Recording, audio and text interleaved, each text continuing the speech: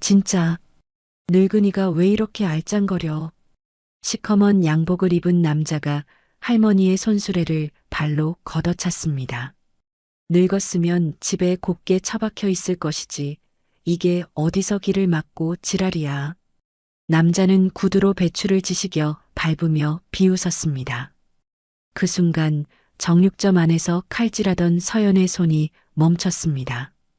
온몸의 피가 차갑게 식는 것 같았습니다. 시장의 양아치들은 꿈에도 몰랐습니다. 자신들이 지금 누구를 건드렸는지 말입니다. 오늘의 사연 시작하겠습니다. 새벽 4시 마장동 축산시장에 첫 불빛이 환하게 켜졌습니다. 박서연이 한우 명품 정육에 굳게 닫힌 셔터를 거침없이 올리며 하루를 열었습니다. 서연의 손에 들린 날카로운 뼈칼이 새벽 불빛에 번뜩였습니다. 한우갈비를 발골하는 서연의 손놀림은 마치 잘 짜인 기계처럼 정교하고 빨랐습니다. 두꺼운 뼈와 붉은 살을 가르는 칼끝은 단 한 치의 오차도 없이 파고들었습니다. 서연아, 어김없이 오늘도 제일 먼저 나왔구나. 지팡이를 짚은 김복순 할머니가 정육점 앞을 지나가며 다정하게 말을 건넸습니다. 서연은 하던 일을 멈추지 않은 채 고개만 살짝 끄덕이며 대답했습니다. 네, 할머니. 오늘 날이 제법 쌀쌀합니다. 오가실 때 조심해서 다니세요. 서연의 목소리는 차갑고 무뚝뚝했지만 할머니를 위해 미리 챙겨둔 따뜻한 차를 건네는 손길은 세심했습니다. 김복순 할머니가 뜨끈한 찻잔을 받아들며 온화한 미소를 지었습니다. 겉은 저리 차가워도 속은 아주 뜨끈한 아이야, 너는. 오전 10시가 되자 시장은 사람들의 활기로 가득 찼습니다. 물건을 파는 상인들의 우렁찬 목소리와 값을 깎으려는 손님들의 목소리가 시끌벅적하게 뒤섞였습니다. 김복순 할머니가 아침 일찍 사온 채소를 가득 실은 손수레를 끌고 시장길을 천천히 걸어왔습니다. 바로 그때였습니다. 시커먼 양복을 빼입은 남자 4명이 나타나 할머니의 앞을 딱 가로막았습니다. 칠성파의 부두목인 곽도철이 입에 문 담배를 비스듬히 치켜 올리며 할머니를 기분 나쁘게 내려다보았습니다. 아, 진짜. 늙은이가 길 한복판에서 왜 알짱거려. 비키라고. 곽도철이 신경질적으로 소리치며 할머니의 손수레를 발로 거세게 걷어찼습니다. 손수레가 요란한 소리를 내며 넘어졌고 애써 다듬어온 채소들이 흙바닥 위로 처참하게 쏟아졌습니다. 파릇파릇한 배추와 단단한 무, 싱싱한 파가 사방으로 나뒹굴었습니다. 아이고, 내 새끼 같은 채소들. 김복순 할머니가 떨리는 손으로 채소를 주우려 다급히 허리를 굽혔습니다. 그 순간 곽도철이 잘 닦인 구둣발로 연한 배추를 무자비하게 짓밟으며 비웃었습니다. 늙었으면 집에 곱게 처박혀 있을 것이지. 이게 어디서 장사한다고 길을 막고 지랄이야. 주변 상인들은 그 광경을 보고도 숨을 죽일 수밖에 없었습니다. 마음은 당장이라도 달려가 할머니를 돕고 싶었지만 칠성파의 잔인한 보복이 두려워 누구 하나 쉽사리 나서지 못했습니다. 그때 정육점에서 탕하고 칼을 내려놓는 소리가 날카롭게 울려 퍼졌습니다. 서연이 피 묻은 앞치마를 벗어던지며 정육점 밖으로 뛰쳐나왔습니다. 서연은 망설임 없이 할머니에게 다가가 조심스럽게 부축했습니다. 할머니, 괜찮으세요? 괜찮아, 나는 괜찮아. 근데 이 아까운 채소들을 어쩌면 좋누. 서연은 할머니를 일으켜 세운 뒤 얼음장처럼 차가운 눈으로 곽도철을 노려보았습니다. 곽도철이 서연의 얼굴에 담배 연기를 후하고 뿜으며 비아냥거렸습니다. 뭐야, 넌. 네가 뭔데 여기 끼어들어. 곽도철이 서연의 어깨를 거칠게 밀치려 손을 뻗었습니다. 그 순간 서연의 몸이 물 흐르듯 유연하게 움직였습니다. 서연은 순식간에 곽도철의 손목을 낚아채 뒤로 꺾어버렸습니다. 곽도철의 얼굴이 극심한 고통으로 흉하게 일그러졌습니다. 으악! 서연이 지체 없이 무릎을 들어 곽도철의 복부를 정확하게 가격했습니다. 곽도철은 컥하는 소리를 내며 숨도 제대로 쉬지 못한 채 바닥에 무릎을 꿇었습니다. 그 모습을 본 부하 3명이 동시에 서연에게 달려들었습니다. 첫 번째 부하가 서연을 향해 주먹을 휘둘렀습니다. 서연은 옆에 있던 빈 소쿠리를 집어들어 부하의 얼굴에 그대로 씌워버렸습니다. 순식간에 눈앞이 가려진 부하가 허우적거리는 사이 서연이 가볍게 다리를 걸어 넘어뜨렸습니다.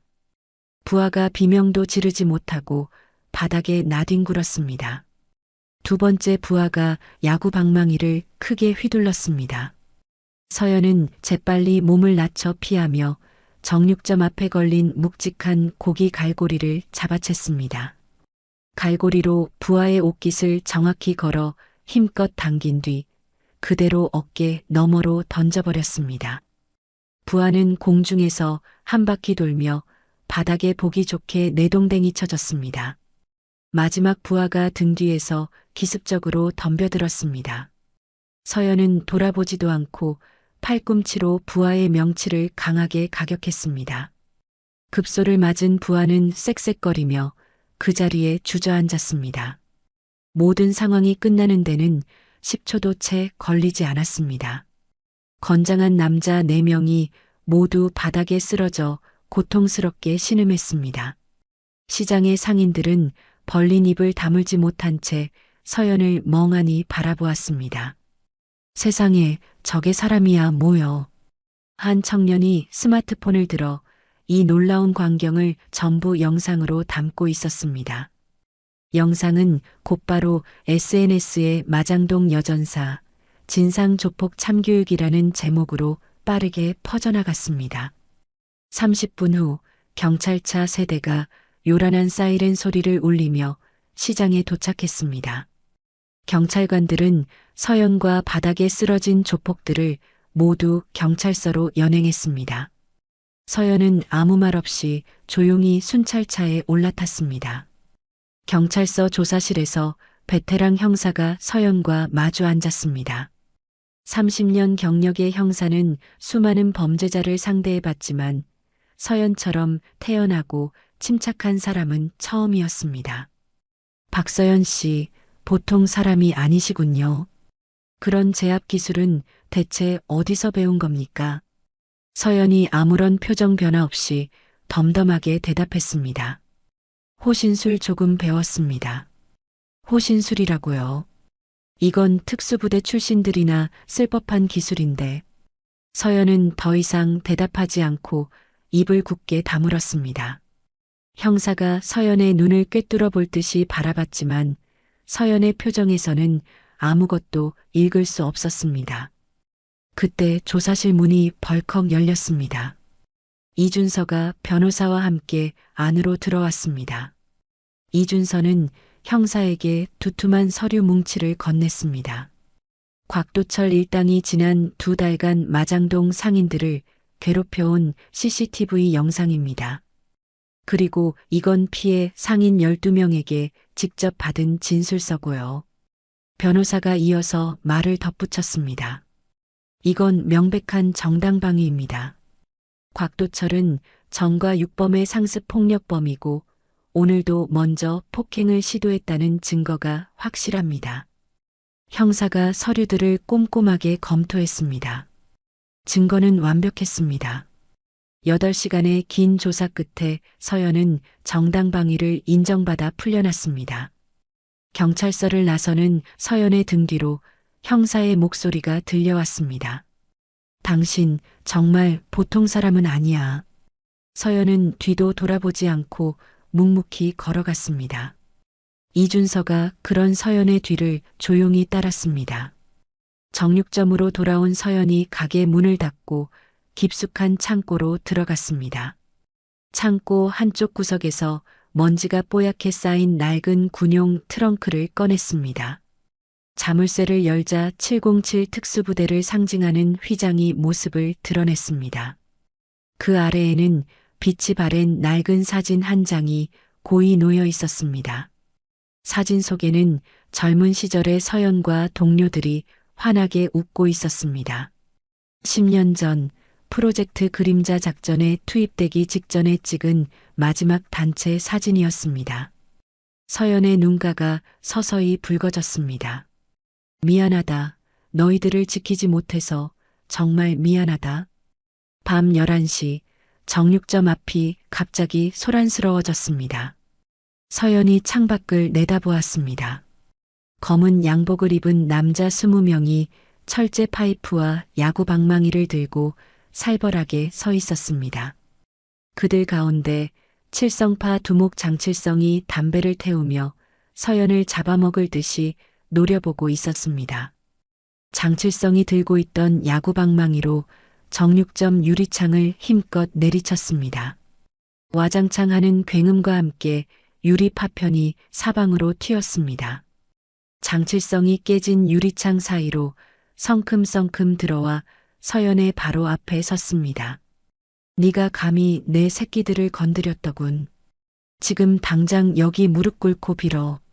그렇지 않으면 이 가게 오늘 여기서 잿더미로 만들어버릴 테니까. 장칠성이 발길질로 의자를 걷어차며 서연을 살벌하게 노려봤습니다. 선택해. 내 부하놈 손목을 자르든 내 가게 문을 닫든. 서연은 흔들림 없는 눈으로 장칠성을 똑바로 바라보며 말했습니다. 나는 사과할 일이 없다. 장칠성이 턱짓으로 신호를 보내자 부하들이 철제 파이프를 들고 정육점 안으로 우르르 몰려들었습니다. 시퍼런 쇠파이프가 위협적으로 번뜩였습니다. 바로 그 순간 정육점 뒷문이 거칠게 열렸습니다. 최강호가 묵직한 렌치를 손에 들고 어슬렁거리며 들어왔습니다. 어이, 칠성아. 이게 얼마만이냐? 동시에 이준서가 깨진 창문으로 가볍게 뛰어내렸습니다. 체육관 관장 김민수는 육중한 몸으로 정문을 막아서듯 걸어 들어왔습니다. 순식간에 전직 특전사 요원 4명이 20명의 조폭을 포위하는 모양새가 되었습니다. 장칠성이 코웃음을 쳤습니다. 꼴랑 내 놈이서 20명을 상대하겠다고. 꿈 깨라. 최강호가 뚜둑 소리를 내며 목을 좌우로 돌렸습니다. 우리 같은 707 출신한테는 4명이면 떡을 치고도 남지. 그 말이 신호탄이었습니다. 서연이 가장 먼저 움직였습니다. 눈 깜짝할 사이에 조폭 3명을 쓰러뜨리고 다음 상대를 향해 몸을 날렸습니다. 서연의 움직임은 한치의 망설임도 없이 물 흐르듯 이어졌습니다. 최강호가 휘두르는 렌치에 조폭들의 무기가 맥없이 떨어져 나갔습니다. 다리를 절뚝이면서도 최강호의 상체 움직임은 여전히 맹수처럼 날카로웠습니다. 조폭 하나가 최강호의 다리를 노리자 최강호가 피식 웃으며 말했습니다. 이거 안 그래도 고장난 다리인데 아주 못쓰게 만들려고. 이준서는 전선을 이용해 조폭들의 발목을 엮어 넘어뜨렸고 김민수는 우람한 맨주먹으로 3명을 동시에 상대했습니다. 4명의 움직임은 마치 한 몸처럼 완벽한 조화를 이루었습니다. 5분도 채 지나지 않아 20명의 조폭이 모두 바닥에 쓰러져 신음했습니다. 장칠성만이 홀로 의자에 꽁꽁 묶여 있었습니다. 최강호가 장칠성의 뺨을 약 올리듯 툭툭 쳤습니다. 칠성아, 내가 마장동은 내 놈 놀이터가 아니라고 했을 텐데. 장칠성이 바득바득 이를 갈며 소리쳤습니다. 우리도 먹고 살아야 할 거 아니야. 나도 위에서 시키는 대로 했을 뿐이라고. 그때 장칠성의 주머니에서 요란하게 휴대폰이 울렸습니다. 서연이 휴대폰을 꺼내 화면을 확인했습니다. 화면에는 러시아어로 된 암호 메시지가 떠 있었습니다. 서연의 얼굴이 순식간에 돌처럼 굳어졌습니다. 이준서가 서연의 표정을 살피며 물었습니다. 뭐라고 쓰여 있는데 그래? 무기 부품, 3차 선적, 좌표 X. 이건 10년 전 프로젝트 그림자에서 쓰던 암호 체계야. 최강호가 장칠성의 멱살을 거칠게 움켜쥐었습니다. 네가 러시아 마피아 놈들이랑 거래하고 있었어. 장칠성이 겁에 질려 고개를 저었습니다. 난 몰라. 난 그냥 물건만 날랐을 뿐이야. 누가 시키는지도 모른다고. 서연이 얼음장처럼 차가운 목소리로 물었습니다. 누가 너한테 연락했지? 모른다니까. 항상 암호 메시지로만 연락이 와서 얼굴 한 번 본 적 없어. 김민수가 밖을 살피며 말했습니다. 경찰 오는 소리가 들린다. 서연이 장칠성에게 마지막으로 경고했습니다. 다시 한번 마장동에 얼씬거리면 그땐 정말 내 제삿날인 줄 알아. 장칠성이 묶인 채 서연을 올려다보며 허탈하게 웃었습니다. 당신도 군인이었다며. 그럼 알 거 아니야. 위에서 까라면 까야 한다는 거.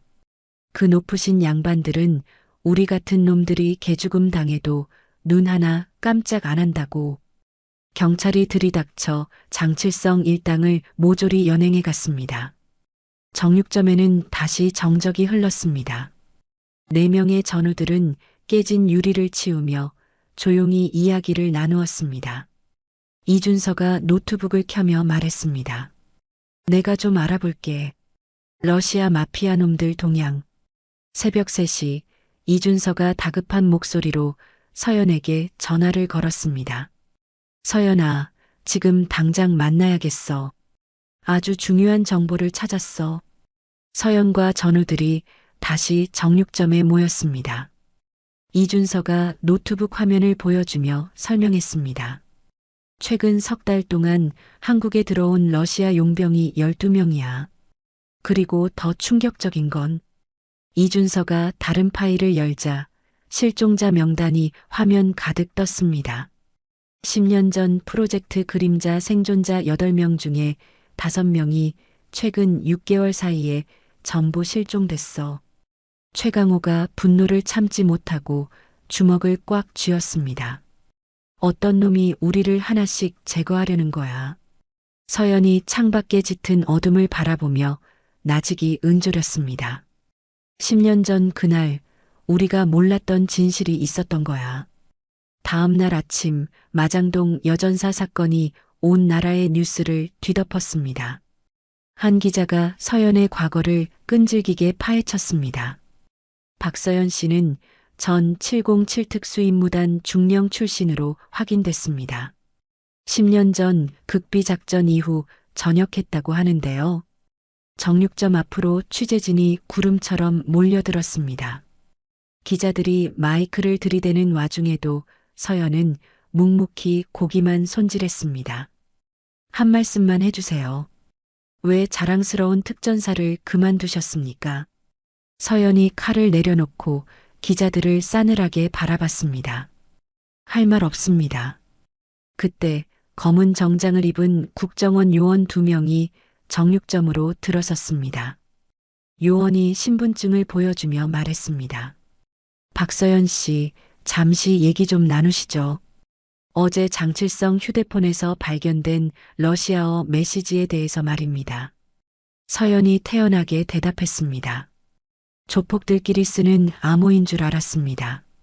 그런데 그 암호가 10년 전 특수작전에서 쓰던 것과 동일하다는 정보가 있습니다.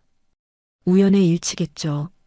국정원 요원이 서연의 눈을 날카롭게 응시했습니다. 혹시 10년 전 작전에 대해 더 알고 계신 게 있으십니까? 없습니다. 요원들이 돌아가자 서연은 안도의 한숨을 내쉬었습니다. 동료들을 위험에 빠뜨릴 수는 없었습니다. 오후 3시 손님이 끊겨 정육점이 한산해졌을 때였습니다. 깔끔한 정장을 입은 젊은 여성이 조심스럽게 문을 열고 들어왔습니다. 21살쯤 되어 보이는 여성은 들어오자마자 서연을 뚫어지게 바라봤습니다. 고개를 든 서연은 여성과 눈이 마주친 순간 온몸이 그대로 굳어버렸습니다. 여성의 눈매와 코, 그리고 입술이 너무나도 익숙했습니다. 여성이 떨리는 목소리로 물었습니다. 혹시 박서연 씨 맞으세요? 서연의 손에 들려있던 칼이 바닥으로 떨어졌습니다. 쨍그랑하는 쇳소리가 정적을 깨고 정육점 안에 서늘하게 울려 퍼졌습니다. 여성이 가방에서 서류를 꺼내 보였습니다. 낡고 해진 출생증명서와 입양 서류였습니다. 여성이 눈물을 애써 참으며 말했습니다. 저는 민지유예요. 20년 전 어머니가 입양 보내셨다는 딸이요. 서연의 몸이 휘청거렸습니다. 마침 정육점에 들어오던 김복순 할머니가 이 광경을 목격했습니다. 할머니가 급히 달려와 서연을 부축하며 말했습니다. 어머나 서연아, 이게 무슨 일이니 괜찮아. 소란을 듣고 모여든 다른 상인들 중 한 명이 지우를 보고 감탄했습니다. 세상에 저 아가씨 어릴 때 얼굴이 서연이랑 아주 판박이네. 지우가 눈물을 흘리며 말을 이어갔습니다. 양부모님께서 돌아가시기 전에 말씀해 주셨어요. 내 어머니는 널 버린 게 아니라 지키기 위해 어쩔 수 없이 포기한 거라고. 서연이 간신히 정신을 차리고 똑바로 일어섰습니다. 서연의 얼굴이 다시 차갑게 굳었습니다. 당장 나가. 사람 잘못 봤다. 서연이 다시 칼을 집어들었지만 손이 주체할 수 없을 만큼 떨리고 있었습니다. 고기를 자르려 했지만 칼끝이 심하게 흔들렸습니다. 지우가 서연에게 한 발짝 다가섰습니다. 괜찮아요. 20년을 기다렸는데 조금 더 기다릴 수 있어요. 지우는 메모지에 전화번호를 적어 계산대 위에 올려놓았습니다. 필요하시면 연락 주세요. 전 그냥 엄마가 어떤 분인지 알고 싶었을 뿐이에요. 지우가 조용히 정육점을 나갔습니다. 서연은 칼을 내려놓고 지우의 뒷모습을 멍하니 지켜봤습니다. 지우가 시장 골목 끝으로 완전히 사라질 때까지 서연은 그 자리에 미동도 없이 서 있었습니다. 일주일이 지났습니다. 서연은 여느 때처럼 새벽 4시에 정육점 문을 열었지만 시장 사람들은 서연의 미묘한 변화를 금세 알아차렸습니다. 칼질은 여전히 날카로웠지만 예전과 같은 기계적인 정확함은 사라졌습니다. 가끔 멍하니 허공을 바라보는 시간도 길어졌습니다.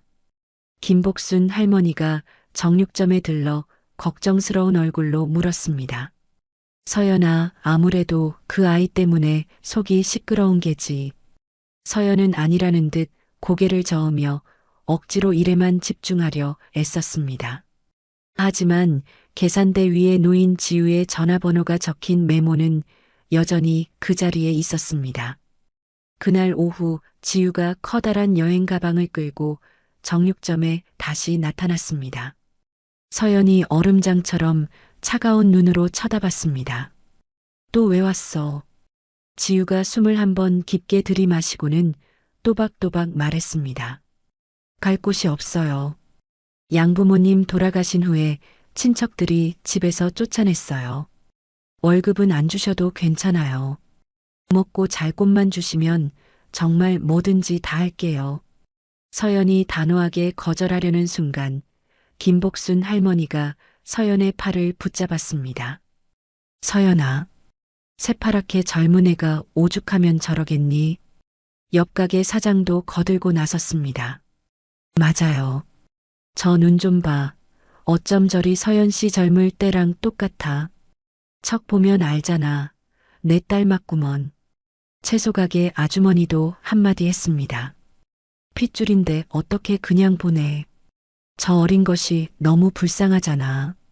상인들의 성화가 빗발치자 서연이 긴 한숨을 내쉬며 지우를 바라봤습니다. 새벽 4시 출근. 쓸데없는 질문 금지. 그리고 내 몸에 손 뗄 생각 마. 지우의 얼굴이 환하게 밝아졌습니다. 네. 뭐든지 시키는 대로 다 할게요. 서연은 지우를 정육점 2층으로 안내했습니다. 먼지 쌓인 작은 방 하나를 턱으로 가리키며 말했습니다. 오늘부터 여기서 자. 식사는 알아서 해결하고. 다음날 새벽 4시 지우가 비틀거리며 1층으로 내려왔습니다. 졸음에 겨워 눈도 제대로 뜨지 못한 채 서둘러 앞치마를 둘렀습니다. 뭐부터 하면 될까요? 서연이 묵직한 발꼬령 칼을 건넸습니다. 이거 한번 잡아봐. 지우가 칼을 받아든 순간 손에서 미끄러지며 칼날에 손가락을 스쳤습니다. 붉은 피가 방울져 흘러나왔습니다. 아! 서연이 짜증 섞인 목소리로 소리쳤습니다. 멍청하기는. 칼 하나 제대로 못 잡아. 하지만 서연의 손은 말과 다르게 이미 구급상자를 꺼내고 있었습니다. 능숙하고 부드러운 솜씨로 지우의 상처를 소독하고 붕대를 감아주었습니다. 오늘은 그냥 옆에서 보고 있기나 해. 그날 밤 지우는 2층 방에서 혼자 붕대 감긴 손을 내려다보며 조용히 눈물을 삼켰습니다. 엄마라고 부르고 싶은데 너무 무서워. 하지만 절대로 포기하지 않을 거야. 일주일이 지나자 지우는 조금씩 정육점 일에 적응하기 시작했습니다. 점심시간 지우가 직접 만든 불고기 덮밥을 서연 앞에 조심스럽게 놓았습니다. 한번 드셔보세요. 제가 처음으로 만들어 봤어요. 서연은 쳐다보지도 않고 딱 잘라 말했습니다. 바쁘다. 지우가 실망한 표정으로 주방으로 돌아갔습니다. 1시간 후 손님이 없는 틈을 타 서연이 덮밥을 한 숟가락 슬쩍 떠먹었습니다. 제법 맛이 괜찮았습니다. 딱딱하게 굳어있던 서연의 입가에 아주 희미한 미소가 스쳐 지나갔습니다. 어느 날 지우가 창고를 정리하다가 먼지 쌓인 낡은 상자를 발견했습니다. 상자를 열자 빛바랜 사진첩이 나왔습니다. 사진첩에는 군복을 입은 젊은 시절 서연의 사진들이 가득했습니다. 그중 한 장의 사진이 지우의 눈길을 사로잡았습니다. 임신으로 배가 부른 서연이 늠름한 한 남자와 함께 찍은 사진이었습니다. 사진 뒷면에는 희미한 글씨가 적혀 있었습니다. 사랑하는 강준호 대위와 함께 우리 아가를 기다리며. 지우가 사진을 가만히 들여다보며 중얼거렸습니다. 강준호, 내 아버지 이름일까? 그날 밤 서연의 방에서 고통스러운 신음소리가 새어나왔습니다. 지우가 걱정이 되어 문 밖에서 귀를 기울이자 서연이 악몽에 시달리는 목소리가 들렸습니다. 안 돼. 준호 씨, 폭탄이야. 모두 대피해. 서연의 잠꼬대는 계속 이어졌습니다. 지우야, 엄마가 미안해. 혼자서는 도저히 널 키울 수가 없어. 정말 미안해. 문 밖에서 모든 것을 듣고 있던 지우의 눈에서 뜨거운 눈물이 흘러내렸습니다. 지우는 소리 없이 자기 방으로 돌아갔습니다. 다음 날부터 지우는 더욱더 열심히 일했습니다. 낡은 계산대를 최신식으로 정리하고 진열대도 깔끔하게 바꿨습니다. 마장동 여전산의 명품 정육이라는 이름으로 SNS 계정도 만들었습니다. 최상급 한우 특가 세일 중, 마장동 최고 품질 보장. 지우의 홍보 덕분에 젊은 손님들이 눈에 띄게 늘어나기 시작했습니다. 온라인 주문도 하루에 10건 넘게 꾸준히 들어왔습니다. 잔뜩 쌓인 주문서를 보던 서연이 지우에게 툭 던지듯 말했습니다. 수고했다. 짧은 한마디였지만 지우는 세상을 다 가진 듯 기뻤습니다. 지우가 환하게 웃으며 대답했습니다. 별거 아니에요. 어느 날 저녁 지우가 대학 수업을 마치고 정육점으로 돌아오고 있었습니다. 어두운 골목길에 들어서자 검은 세단 한 대가 천천히 뒤를 따라왔습니다. 지우가 불안한 마음에 걸음을 빨리 했습니다. 세단도 그에 맞춰 속도를 높였습니다. 지우는 갑자기 좁은 골목으로 몸을 날려 뛰어들었습니다. 복잡한 시장 골목을 이리저리 돌며 겨우 세단을 따돌렸습니다. 숨을 헐떡이며 정육점에 도착한 지우를 서연이 걱정스러운 눈빛으로 바라봤습니다. 무슨 일이야? 왜 이렇게 숨이 차? 아무것도 아니에요. 늦을까봐 그냥 좀 뛰어왔어요. 다음 날 오전 정육점에 말끔한 정장 차림의 변호사가 찾아왔습니다.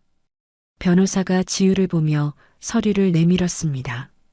민지우 씨 되시죠?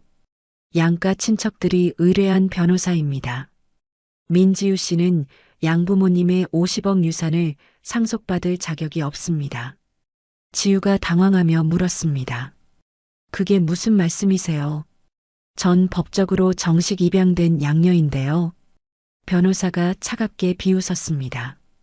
양가 친척들이 당신의 출생의 비밀을 모두 알고 있습니다. 친자 확인 소송까지 가게 되면 당신 어머니의 지저분한 과거까지 온 세상에 알려지게 될 겁니다. 서연이 칼을 내려놓고 다가오려 했습니다. 하지만 지우가 손을 들어 그런 서연을 막았습니다. 괜찮아요. 이건 제 일이에요. 제가 해결할게요. 지우가 변호사를 똑바로 쳐다보며 말했습니다. 소송하고 싶으면 마음대로 하세요. 저는 법적으로 정당한 상속인이니까요. 변호사가 위협적으로 말했습니다. 반드시 후회하게 만들어드리죠. 그날 밤 11시 정육점 유리창으로 벽돌이 날아들었습니다. 유리가 요란한 소리를 내며 산산조각 났습니다. 벽돌에는 쪽지 한 장이 묶여 있었습니다. 더러운 사생아. 유산 포기하지 않으면 내 어미 과거를 전부 까발린다. 서연이 CCTV를 확인했습니다. 벽돌을 던진 것은 칠성파가 아니었습니다. 정장 차림의 남자 둘이었고 그들의 움직임은 전문적으로 훈련받은 사람처럼 정확했습니다. 서연이 곧바로 전화기를 들었습니다. 강호야, 나야. 지우 좀 지켜봐줘. 아무래도 느낌이 안 좋아. 다음 날 지우가 학교 도서관에서 공부하고 있었습니다.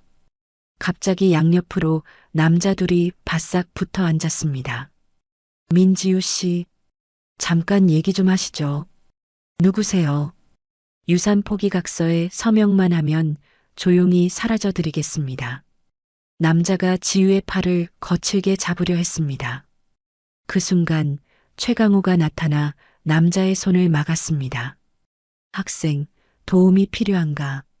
괴한들이 갑자기 나타난 최강호를 보고 당황했습니다.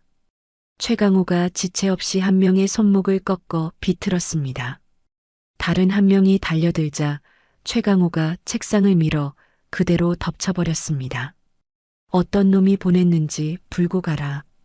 괴한들이 비명을 지르며 도망쳤습니다. 최강호가 놀란 지우를 부축하며 물었습니다. 괜찮아. 네, 정말 감사합니다. 그날 밤 서연이 양가 친척의 주동자인 양준표의 사무실을 찾아갔습니다. 양준표가 서연을 보고 비웃었습니다. 뭐야, 당신은? 고기나 파는 싸구려 정육점 주인이 여긴 어쩐 일이야. 서연은 대꾸 없이 양준표를 으슥한 창고로 끌고 갔습니다. 서연이 양준표의 귓가에 조용히 속삭였습니다. 작년 탈세액 15억, 스위스 은행에 숨겨둔 비자금 계좌, 그리고 불륜 상대 이름은 김미진. 양준표의 얼굴이 새파랗게 질렸습니다. 당신 그걸 어떻게 해? 누가 너한테 지우 정보 넘기라고 시켰어? 양준표가 벌벌 떨며 모든 것을 고백했습니다. 어떤 아주 높으신 분이 거액을 주면서 지우 정보를 넘기라고. 이름이 뭐야? 모릅니다. 저는 중간 브로커를 통해서만 연락했어요. 서연이 양준표를 놓아주며 마지막 경고를 날렸습니다. 다시 한번 지우한테 접근하면 내 모든 비리를 검찰에 넘길 줄 알아. 정육점으로 돌아가는 길이었습니다. 최강호가 서연에게 전화를 걸었습니다. 지우 무사히 데려다 줬다.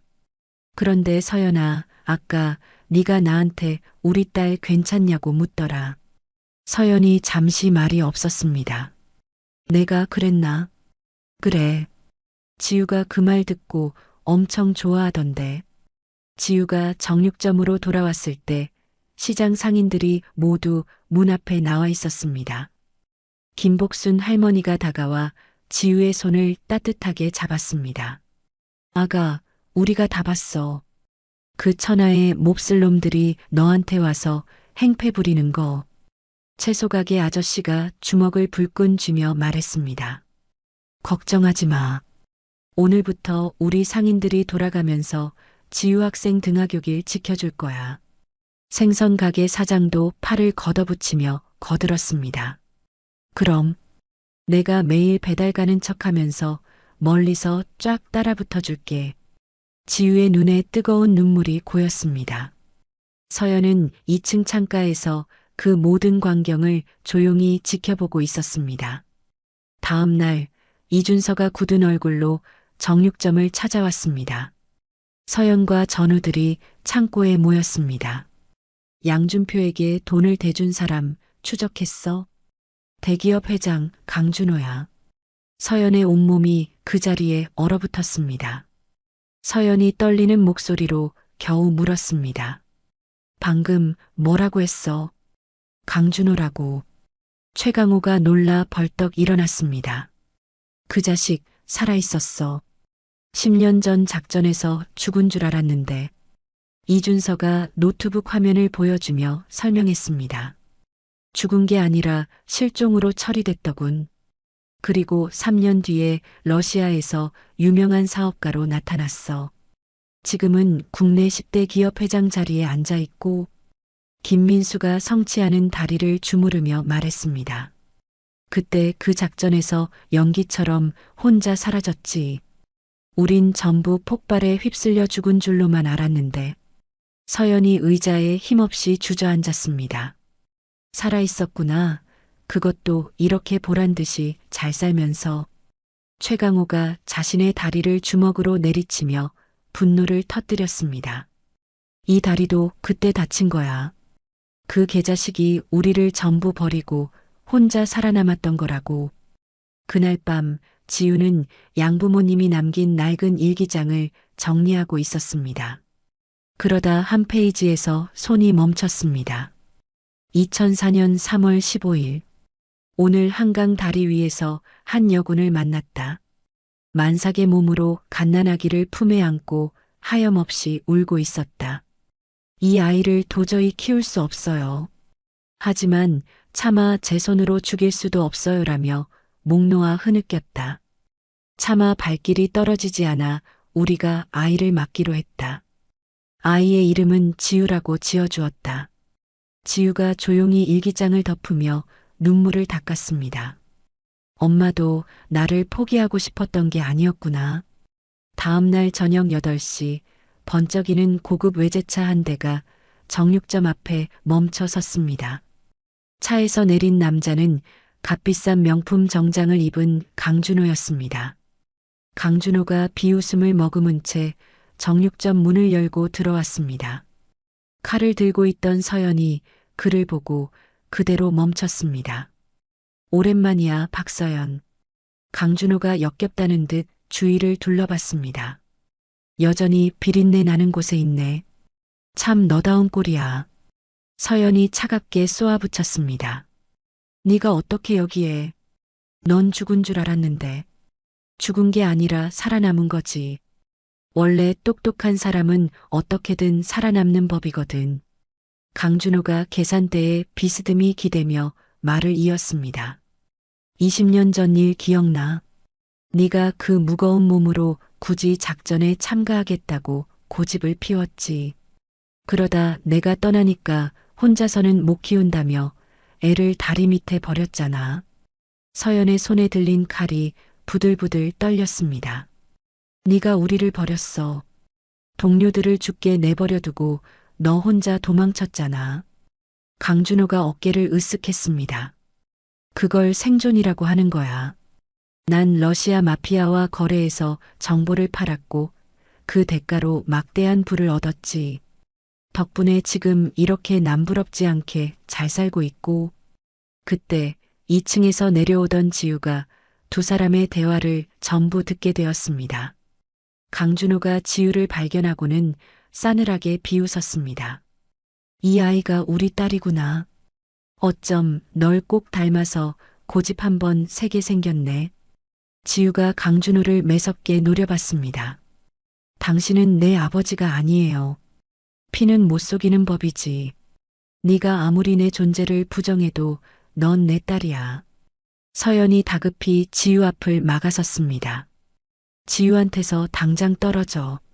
강준호가 코웃음을 쳤습니다. 이제 와서 어디서 엄마 행세야. 20년 동안이나 헌신짝처럼 버려놨으면서. 서연이 분노로 온몸을 떨었습니다.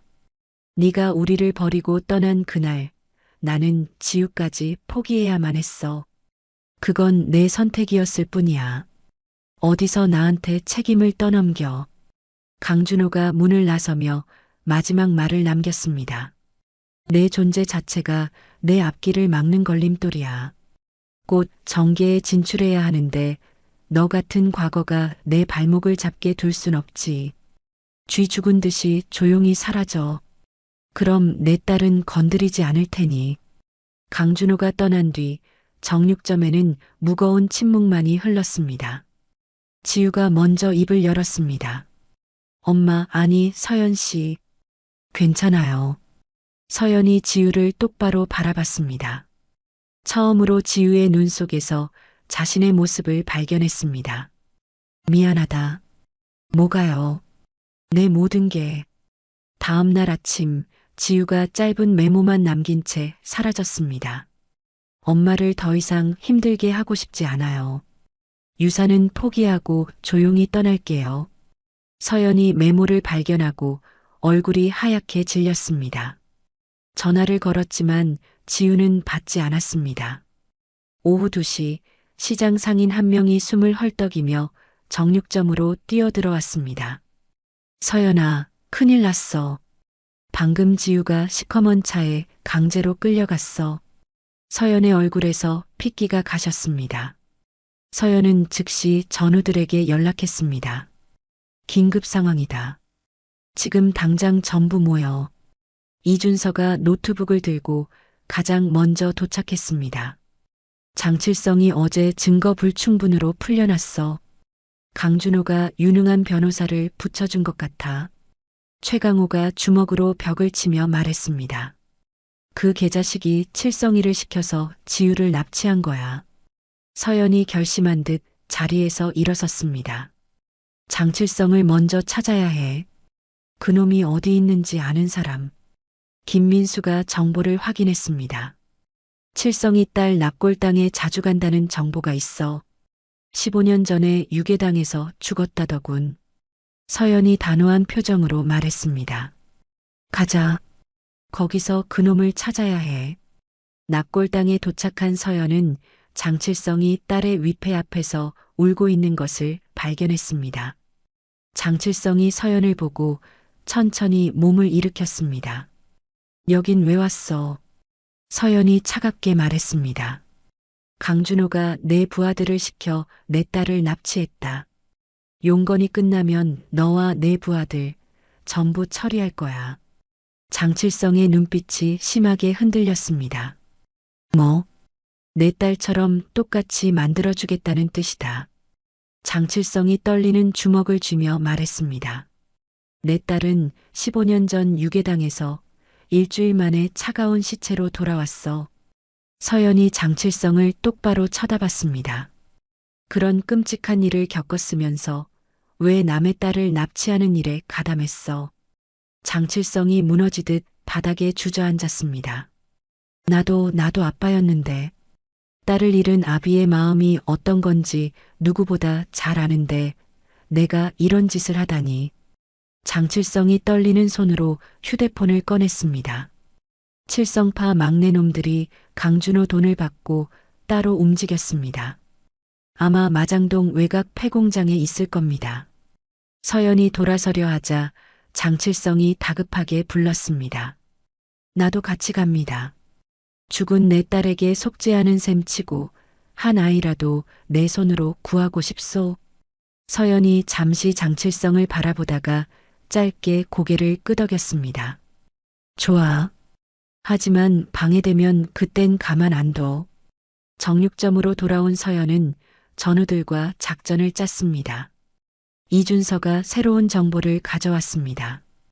강준호가 러시아 용병 10명을 고용했어. 10년 전 프로젝트 그림자 정보를 러시아에 팔아넘긴 대가로 받은 용병들이래. 최강호가 이를 갈았습니다. 결국 그 자식 때문에 우리 동료들이 개죽음을 당한 거였어. 김민수가 무기를 점검하며 말했습니다. 이번엔 우리가 먼저 치는 거다. 바로 그때 마장동 상인회 회장이 정육점으로 들어왔습니다. 서연아, 이야기 들었다. 우리 지우가 납치됐다며. 서연이 고개를 끄덕이자 회장이 핸드폰을 들고 소리쳤습니다. 긴급 소집이다. 지금 당장 다들 모여. 우리 마장동 딸이 납치됐다. 30분 만에 상인 100여 명이 시장 광장에 모였습니다. 김복순 할머니가 지팡이를 짚고 맨 앞에 나섰습니다. 서연이 딸은 우리 모두의 딸이나 마찬가지야. 우리가 나서서 도와야 해. 정육점 사장이 손을 번쩍 들었습니다. 냉동 트럭 20대 준비됐습니다. 놈들 도망 못 가게 도로 막는 데 쓸 수 있습니다. 생선 가게 사장도 나섰습니다. 썩은 생선 폐수백 드럼 준비했습니다. 지독한 냄새로 놈들 눈도 못 뜨게 만들 겁니다. 채소 가게 사장이 드론을 들어 보였습니다. 이걸로 공장 안을 정찰하고 캡사이신 고춧가루를 뿌릴 수도 있습니다. 서연의 눈에 눈물이 가득 고였습니다.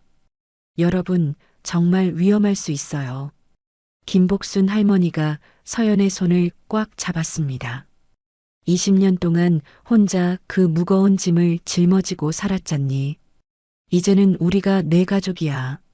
마장동 상인들이 짠 듯이 각자의 위치로 신속하게 흩어졌습니다. 서연과 전우들은 어둠을 뚫고 폐공장으로 향했습니다. 장칠성은 충성스러운 부하 5명과 함께 정문에서 조용히 때를 기다렸습니다. 폐공장은 마장동에서 차로 30분 거리에 있었습니다. 시뻘겋게 녹슨 철문과 깨진 유리창들이 스산하고 음침한 분위기를 자아냈습니다. 이준서가 노트북으로 공장 내부 도면을 띄워 확인했습니다. 지우는 2층 사무실에 있을 가능성이 가장 높아. CCTV는 정문에 2대, 후문에 1대가 전부야. 채소가게 사장이 조종하는 드론이 소리 없이 공장 위를 날았습니다. 드론에 달린 카메라가 실시간으로 선명한 영상을 전송했습니다. 보입니다. 2층 창문에 사람 그림자가 보여요. 지우가 틀림없어요. 서연이 망설임 없이 결정했습니다. 나는 환기구로 진입한다. 강호는 후문, 민수는 옆문. 준서는 여기서 전체 상황을 지휘해. 장칠성이 휴대폰을 들었습니다. 내 부하들이 정문에서 시끄럽게 소란을 피울 거요. 놈들의 시선을 끌어줄 테니 바로 그때 들어가시오. 밤 10시 마침내 작전이 시작되었습니다. 장칠성이 폐공장 정문을 발로 거세게 차며 고함을 질렀습니다. 내 부하놈들 어디 있어? 당장 안 튀어나와. 공장 안에서 칠성파 막내들이 어리둥절한 얼굴로 뛰어나왔습니다. 그들은 두목인 장칠성을 보고 경악했습니다. 형님, 아니 형님이 여길 어쩐 일로. 이 개자식들아.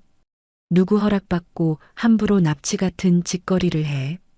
정문이 소란스러운 틈을 타 서연이 건물 옆면에 낡은 환기구를 열었습니다.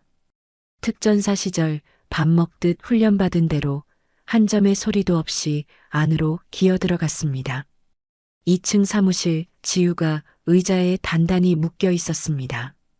강준호는 창밖을 보며 유유히 담배를 피우고 있었습니다.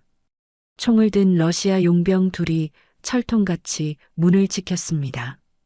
지우가 묶인 손목을 풀기 위해 안간힘을 쓰며 몸부림쳤습니다. 의자가 삐걱거리는 소리를 냈습니다.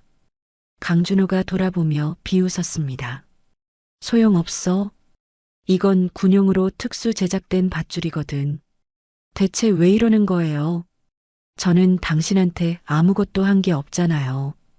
강준호가 지우 앞에 쭈그려 앉았습니다. 내 존재 자체가 내 인생의 오점이야. 그저 실수로 만들어진 생명일 뿐이라고. 지우가 증오에 찬 눈으로 강준호를 똑바로 쳐다봤습니다. 당신이야말로 아버지라는 이름을 더럽힌 비겁하고 추악한 배신자예요. 강준호의 손이 매섭게 올라갔습니다. 지우의 뺨을 내려치려는 바로 그 순간 환기구 덮개가 떨어지며 서연이 뛰어내렸습니다. 지우한테서 그 더러운 손때 러시아 용병들이 반사적으로 총을 뽑았습니다. 서연이 재빨리 몸을 날려 기둥 뒤로 몸을 숨겼습니다. 강준호가 서랍에서 서늘한 권총을 꺼내 들었습니다. 이게 얼마 만에 다시 모이는 거냐? 참 감격스러운 가족 상봉이군. 서연이 기둥 뒤에서 소리쳤습니다. 지우를 당장 놓아줘. 할 얘기가 있으면 나랑 해. 넌 항상 그렇게 정의로운 척, 고고한 척은 다 했지. 하지만 결국 너도 내 딸년을 버렸잖아. 지우가 악을 쓰듯 외쳤습니다. 우리 엄마는 날 지키기 위해 어쩔 수 없이 포기한 거예요. 당신 같은 인간 쓰레기랑은 차원이 다르다고요. 강준호가 총구를 지우에게로 돌렸습니다. 그 순간 지우가 의자에 묶인 채로 강준호에게 온몸을 날렸습니다. 탕하는 총성이 요란하게 울렸습니다. 총알이 지우의 어깨를 스치며 붉은 피가 터져 나왔습니다. 아! 그 광경을 본 서연의 눈빛이 순식간에 변했습니다. 이성의 끈을 놓아버린 서연이 기둥 뒤에서 미친 듯이 뛰쳐나왔습니다. 총알이 빗발처럼 날아왔지만 서연은 피하지도 않았습니다. 서연의 눈에는 오직 강준호만 보였습니다. 서연은 특전사 시절 배운 모든 살인 기술을 쏟아부었습니다. 강준호의 손목을 쳐서 총을 떨어뜨리고 팔꿈치로 목을 가격했습니다. 그리고 마지막으로 무릎으로 복부를 강하게 찼습니다. 창밖에서 커다란 폭발음이 들렸습니다.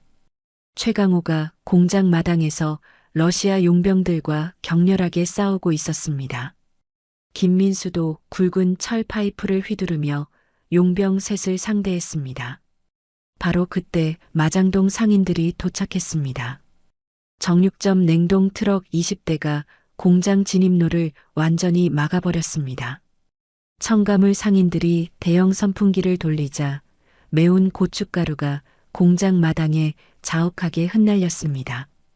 캑캑. 아, 눈이야. 러시아 용병들이 눈을 비비며 전투력을 상실했습니다. 생선 가게 사장들은 썩은 생선 폐수를 사정없이 뿌려댔습니다. 지독한 악취가 순식간에 사방으로 퍼졌습니다. 으악, 숨을 못 쉬겠어. 2층 사무실에서는 서연이 강준호를 완전히 제압했습니다. 강준호가 바닥에 쓰러져 피를 토했습니다. 서연이 지우에게 달려가 다급하게 밧줄을 풀었습니다. 지우야, 정신 좀 차려봐. 괜찮아. 지우가 서연의 품에 와락 안겼습니다. 엄마, 너무 무서웠어요. 서연이 지우의 상처를 살폈습니다. 다행히 총알은 살짝 스쳐 지나갔습니다. 서연은 자신의 옷을 찢어 지우의 상처를 단단히 감쌌습니다. 멀리서 경찰 사이렌 소리가 들려왔습니다. 이준서가 미리 제보한 덕분이었습니다. 경찰 특공대와 국정원 요원들이 동시에 공장으로 들이닥쳤습니다. 국정원 요원이 강준호에게 수갑을 채우며 말했습니다. 강준호 회장, 국가보안법 위반 및 국제무기 밀매 혐의로 당신을 체포합니다. 강준호가 피를 흘리면서도 서연을 죽일 듯이 노려봤습니다. 이게 끝이라고 생각하지 마. 경찰은 2층 사무실에서 대량의 증거를 발견했습니다. 무기 밀매 서류와 러시아 마피아와의 거래 내역, 그리고 10년 전 프로젝트 그림자 기밀 문서들이었습니다. 서연이 지우를 안고 1층으로 내려왔습니다. 마장동 상인들이 모두 애타게 기다리고 있었습니다. 김복순 할머니가 피를 흘리는 지우를 보고 울음을 터뜨렸습니다. 아이고, 우리 지우. 많이 다쳤구나. 상인들이 한 목소리로 외쳤습니다. 지우야, 힘내. 구급차가 도착했습니다. 의료진이 지우를 들것에 실었습니다. 서연이 지우의 손을 놓지 않고 꼭 잡았습니다. 미안하다, 내 딸. 엄마가 너무 늦어서 정말 미안해. 서연의 눈에서 뜨거운 눈물이 쉴 새 없이 쏟아졌습니다. 사랑한다. 이제 다시는 내 손 놓지 않을게. 지우가 희미하게 웃으며 대답했습니다. 아니에요, 와줬잖아요. 20년을 기다린 보람이 있어요, 엄마. 서연과 지우가 서로를 부둥켜 안았습니다. 20년의 긴 세월을 뛰어넘은 가슴 아픈 포옹이었습니다. 장칠성이 스스로 경찰 앞에 섰습니다. 자수합니다. 그동안 제가 저지른 모든 죄 달게 받겠습니다. 경찰이 수갑을 채우려 하자 장칠성이 마지막으로 서연을 바라봤습니다. 죽은 내 딸 대신 한 생명을 구했으니 이제야 저 세상 가서 딸 볼 면목이 생깁니다. 장칠성의 눈에도 눈물이 고였습니다. 장칠성은 모든 것을 내려놓은 듯 홀가분한 표정으로 경찰차에 올랐습니다. 구급차가 병원을 향해 출발했습니다. 서연은 지우의 손을 놓지 않고 함께 탔습니다. 마장동 상인들이 구급차를 따라 뛰었습니다. 우리 지우, 힘내라. 금방 나을 거야, 걱정 마. 병원에 도착한 지우는 즉시 응급실로 옮겨졌습니다. 다행히 상처는 깊지 않았습니다. 의사가 서연을 안심시켰습니다. 걱정 마십시오. 금방 회복할 겁니다. 서연이 의사에게 몇 번이고 고개 숙여 감사 인사를 했습니다. 전우들도 병원에 도착했습니다. 최강호가 서연의 어깨를 툭툭 두드렸습니다. 잘했다, 박서연. 내 딸, 네가 구했어. 이준서가 노트북을 보여주며 말했습니다. 강준호의 모든 범죄가 언론에 대서특필됐어. 이제 그놈 인생은 그걸로 끝이야. 김민수가 미소를 지으며 덧붙였습니다. 10년 만에 드디어 진실이 밝혀졌네. 먼저 간 동료들도 이제야 편히 눈을 감을 수 있을 거야. 병실로 옮겨진 지우가 천천히 눈을 떴습니다. 서연이 곁에서 지우의 손을 잡고 있었습니다. 엄마. 응, 엄마 여기 있어. 이제 정말 우리 가족이 된 거예요. 서연이 지우의 머리를 부드럽게 쓰다듬었습니다. 그래. 이제 영원히 우리는 가족이야. 2주가 흘렀습니다. 드디어 지우가 퇴원하는 날이었습니다. 서연은 병실에서 묵묵히 지우의 짐을 정리하고 있었습니다. 지난 2주 동안 서연은 단 하루도 지우의 곁을 떠나지 않았습니다. 지우가 침대에 걸터 앉아 그런 서연의 뒷모습을 가만히 바라봤습니다. 엄마, 그동안 잠도 한숨 제대로 못 잤죠. 서연이 고개를 저었습니다. 괜찮아. 네가 이렇게 다친 게 다 나 때문이니까. 엄마 잘못 아니에요. 그 나쁜 사람 때문이지. 서연이 가방에서 낡은 앨범 하나를 꺼냈습니다. 앨범 안에는 지우의 어린 시절 사진들이 가득했습니다. 양부모가 오랫동안 정성스럽게 찍어둔 사진들이었습니다. 내 양부모님 댁에 연락해서 받았어. 네가 어떻게 커왔는지 그 성장 과정을 전부 보고 싶었거든. 지우와 서연이 나란히 앉아 앨범을 한 장씩 넘겼습니다. 첫 번째 생일잔치, 유치원 입학식, 초등학교 졸업식 사진들이 차례로 이어졌습니다. 엄마, 이 사진 좀 봐요. 저 앞니 빠진 모습이에요. 서연이 그 사진을 보며 20년 만에 처음으로 소리내어 환하게 웃었습니다. 귀엽네. 나를 닮아서 이도 일찍 빠졌구나. 두 사람이 20년의 기나긴 공백을 사진으로 메우고 있을 때 병실 문이 활짝 열렸습니다. 전우들과 마장동 상인들이 커다란 꽃다발을 들고 시끌벅적하게 들어왔습니다. 김복순 할머니가 다가와 지우를 따뜻하게 안았습니다. 우리 지우, 이제 몸은 다 나은 게냐? 네, 할머니. 걱정 끼쳐드려서 정말 죄송해요. 채소가게 아저씨가 커다란 과일 바구니를 내려놓으며 말했습니다. 죄송하긴 뭐가 죄송해. 우린 이제 한 가족인데. 그때 병실 TV에서 뉴스 속보가 흘러나왔습니다. 아나운서가 긴급 소식을 전했습니다. 대기업 회장 강준호의 추가 범죄 혐의가 밝혀졌습니다. 10년 전 극비 작전이었던 프로젝트 그림자에서 아군의 위치를 적에게 팔아넘긴 정황이 포착됐습니다. 화면에는 자료 화면이 이어졌습니다. 강준호가 러시아 마피아와 은밀하게 거래하는 사진, 무기 밀매 현장, 그리고 10년 전 작전 기밀 문서들이었습니다. 이로 인해 당시 작전에 참가했던 특수부대원 7명이 현장에서 사망했으며 강준호는 그 대가로 50억 원을 받은 것으로 최종 확인됐습니다. 왁자지껄하던 병실이 순식간에 조용해졌습니다. 최강호가 부들부들 떨리는 주먹을 쥐며 말했습니다. 그 천하의 계자식, 결국 돈 때문에 동료들을 전부 죽인 거였어. 이준서가 추가 정보를 전했습니다. 검찰이 강준호에게 국가반역죄를 적용하기로 했대. 최소 무기징역을 피하지 못할 거야. 며칠 후 희생된 팀원들의 유족들이 서연을 찾아왔습니다. 한 어머니가 서연의 손을 잡고 하염없이 울었습니다. 정말 고맙습니다. 당신 덕분에 내 아들이 억울하게 죽은 게 아니란 걸 이제라도 알게 됐어요. 다른 유족도 눈물을 닦으며 말했습니다. 10년 동안 남편이 왜 죽어야만 했는지도 모르고 살았습니다. 이제야 그 한을 풀게 됐네요. 서연이 유족들 앞에 그대로 무릎을 꿇었습니다.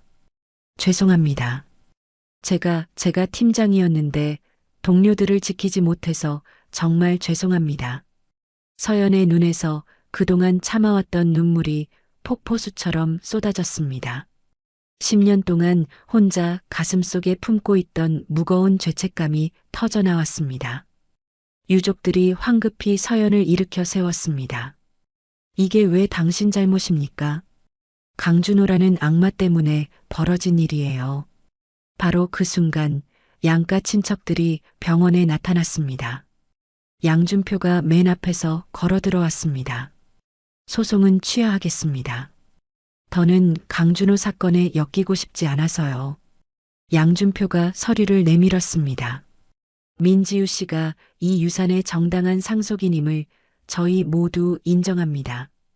지우가 담담한 표정으로 서류를 받아들었습니다. 50억 원의 유산이 온전히 지우의 것이 되는 순간이었습니다. 양준표가 떠나며 마지막으로 말했습니다. 정말 미안합니다. 저희가 잠시 욕심에 눈이 멀었었습니다. 지우가 서연을 바라봤습니다. 엄마, 이 돈으로 우리 뭘 할까요? 서연이 고개를 저었습니다. 그건 내 돈이야. 네가 스스로 결정해. 지우가 잠시 생각하더니 이내 밝게 웃었습니다. 25억은 마장동 상인 발전 기금으로 기부할래요. 그분들이 위험을 무릅쓰고 저를 구해주셨으니까요. 그리고 나머지는 10억은 특전사 유가족 지원 재단에 기부하고 남은 돈으로는 정육점 옆에 작은 식당을 열고 싶어요. 서연이 놀라 물었습니다. 식당?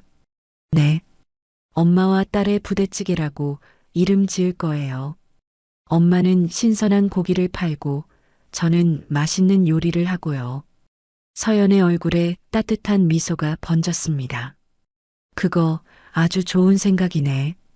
다음 날 마장동 시장에 놀라운 소문이 퍼졌습니다. 지유가 25억 원을 상인 발전 기금으로 쾌척했다는 소식이었습니다. 상인회 회장이 한걸음에 정육점으로 찾아왔습니다. 지유야. 아니, 이게 대체 무슨 일이니? 25억이라니. 지유가 당당하게 대답했습니다. 마장동은 이제 제 가족이에요. 가족끼리 서로 돕는 건 당연하잖아요. 김복순 할머니가 지유를 기특하다는 듯 꼭 안았습니다. 아이고, 우리 지유가 세상에서 최고야. 특전사 유가족 지원 재단에도 10억 원이 무사히 전달됐습니다. 재단 이사장이 직접 정육점을 방문했습니다. 민지유 씨, 정말 감사합니다. 이 소중한 돈으로 유가족 자녀들을 위한 장학금을 만들겠습니다. 지유가 겸손하게 대답했습니다. 돌아가신 분들의 숭고한 희생이 헛되지 않았으면 좋겠습니다. 일주일 후 정육점 옆 가게의 임대 계약이 완료됐습니다. 지유와 서연이 텅 빈 가게를 둘러봤습니다. 엄마, 여기는 주방으로 쓰고 저쪽은 손님들이 앉을 홀로 만들어요. 서연이 공간을 측정하며 말했습니다. 테이블은 10개 정도는 충분히 들어가겠네. 벽은 따뜻한 색으로 칠하고 싶어요. 꼭 가족 같은 분위기로요.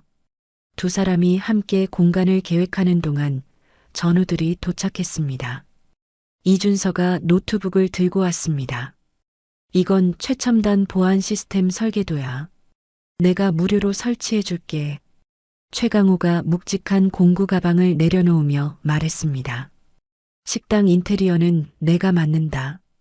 정비소에서 갈고 닦은 기술을 제대로 활용해 봐야지. 김민수도 거들었습니다. 내가 체육관 회원들 싹 다 데려와서 공사 거들어 줄게. 서연이 그런 전우들을 바라보며 말했습니다. 정말 고맙다 얘들아. 이준서가 웃으며 대답했습니다. 이제 우리 지유도 특전사 명예 가족이야. 앞으로 누가 우리 지유 건드리면 가만 안 둬. 곧 식당 공사가 시작됐습니다. 마장동 상인들도 하나둘씩 자기 일처럼 도우러 왔습니다. 목수 경력이 있는 상인이 튼튼한 가구를 만들고 전기 기술자가 배선을 깔끔하게 정리했습니다. 지유가 메뉴를 개발하는 동안 서연은 식당에 쓸 최고의 고기를 준비했습니다. 모녀가 함께 일하는 모습이 이제는 너무나 자연스러워졌습니다. 어느 날 저녁 서연과 지유가 공사 현장에서 나란히 앉아 도시락을 먹고 있었습니다. 엄마, 지금 행복해요. 서연이 지유를 따뜻하게 바라봤습니다. 응. 20년 만에 처음으로 정말 행복해. 저도요. 엄마를 만나서 이렇게 함께 일할 수 있어서 너무 행복해요. 두 사람이 서로를 마주보며 환하게 웃었습니다. 붉은 석양이 이제 막 시작되는 두 사람의 공간을 따뜻하게 비추고 있었습니다. 한 달 후 엄마와 딸의 부대찌개 식당이 마침내 완공되었습니다. 개업을 일주일 앞둔 어느 날 서연과 지우는 마지막 점검의 한창이었습니다. 엄마, 우리 간판 정말 예쁘게 잘 나왔어요. 서연이 간판을 올려다보며 흐뭇하게 미소 지었습니다. 한우 명품 정육 앤드 엄마와 딸의 부대찌개라는 글씨가 정겹게 빛나고 있었습니다. 바로 그때 이준서가 다급한 얼굴로 정육점으로 뛰어왔습니다. 서연아, 큰일 났다. 장칠성이 어제 재판에서 감형받고 집행유예로 풀려났대. 서연의 표정이 순식간에 굳었습니다. 뭐? 그렇게 빨리 풀려났다고? 강준호 사건 재판에서 결정적인 증언을 했고 지유 구출에 협조한 점이 참작됐다더군. 최강호가 걱정스럽게 말했습니다. 그놈이 또 마장동에 나타나서 행패라도 부리면 어떡하지? 서연이 결심한 듯 자리에서 일어났습니다. 아니, 내가 직접 찾아가서 확인해야겠어. 서연은 장칠성이 자주 가던 납골당으로 향했습니다. 예상대로 장칠성은 딸의 위패 앞에 홀로 서 있었습니다.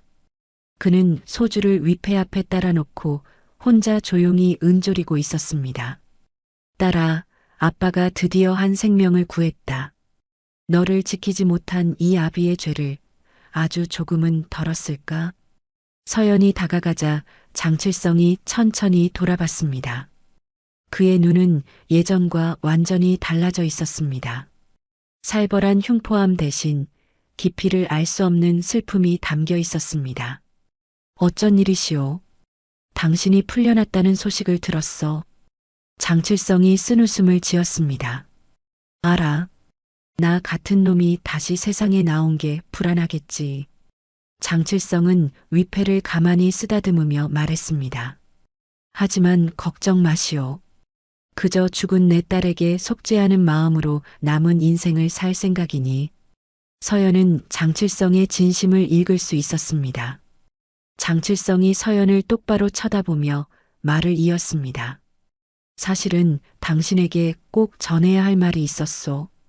강준호, 그 악마 같은 놈이 감옥에서도 복수를 계획하고 있소. 어떻게 그걸 알지? 내 옛 부하 중에 교도관으로 있는 놈이 있소. 강준호가 면회온 변호사를 통해 러시아 마피아에게 암호 메시지를 보내고 있답니다. 서연이 정보를 듣고 무거운 마음으로 정육점으로 돌아왔습니다. 전우들이 모두 모여 있었습니다. 이준서가 새로운 정보를 전했습니다. 러시아에서 전과자 용병 5명이 추가로 입국했어. 전부 관광 비자로 들어왔는데 목적은 뻔하겠지. 김민수가 걱정스럽게 말했습니다. 강준호가 감옥에서도 우리를 노리고 있다는 거잖아. 최강호가 주먹을 꽉 쥐었습니다. 그 징글징글한 자식, 끝까지 포기를 안 하는구나. 서연이 결정을 내렸습니다. 우리가 먼저 움직여야 해. 가만히 기다리고만 있으면 또 당하고 말 거야. 그날 밤 지우가 식당에서 혼자 새로운 메뉴를 연습하고 있었습니다. 갑자기 식당 뒷문이 거칠게 열렸습니다. 검은 복면을 쓴 남자 둘이 소리 없이 안으로 들어왔습니다. 지우가 비명을 지르려 하자 한 명이 재빨리 입을 막았습니다. 지우는 포기하지 않고 필사적으로 저항했습니다. 손에 잡히는 프라이팬을 휘둘러 한 명의 머리를 힘껏 가격했습니다. 바로 그 순간 장칠성이 나타났습니다. 장칠성은 야구 방망이를 들고 침입자들을 무자비하게 때려 눕혔습니다. 이 버러지 같은 놈들, 감히 누굴 건드리려고 해. 침입자들이 순식간에 쓰러졌습니다. 장칠성이 복면을 벗겨보니 역시나 러시아 용병들이었습니다. 지우가 놀라 물었습니다. 아저씨가 왜 저를 도와주시는 거예요? 장칠성이 담담하게 대답했습니다. 너희 엄마랑 약속했다. 무슨 일이 있어도 널 지켜주기로. 서연이 소식을 듣고 한 걸음에 달려왔습니다. 서연은 지우를 꼭 안으며 상태를 살폈습니다. 다치진 않았어. 네, 괜찮아요. 저 아저씨가 절 구해줬어요. 서연이 장칠성을 바라봤습니다. 그리고 처음으로 진심이 담긴 감사를 표했습니다. 고맙다. 장칠성이 고개를 저었습니다. 이제 시작이야. 강준호는 절대로 포기할 놈이 아니야. 다음 날 마장동 상인회가 긴급 회의를 열었습니다. 회장이 엄숙한 목소리로 말했습니다. 러시아 용병놈들이 우리 시장을 노리고 있습니다. 오늘부터 모두 조심해야 합니다. 김복순 할머니가 지팡이를 바닥에 내리치며 말했습니다. 겁낼 것 하나도 없어. 우리가 하나로 똘똘 뭉치면 그까진 놈들 두렵지 않아. 상인들이 자발적으로 순찰조를 만들었습니다.